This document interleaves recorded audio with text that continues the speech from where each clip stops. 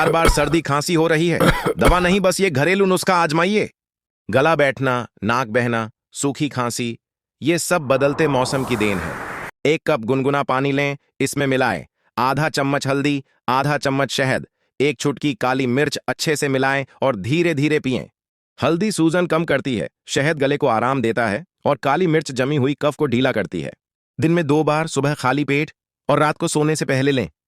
अगर वीडियो काम की लगी हो तो लाइक और फॉलो करें। तेज बुखार या लंबी खांसी में डॉक्टर से जरूर मिलें। ऐसी सेहत से जुड़ी और वीडियोस पाने के लिए चैनल को जरूर सब्सक्राइब करें।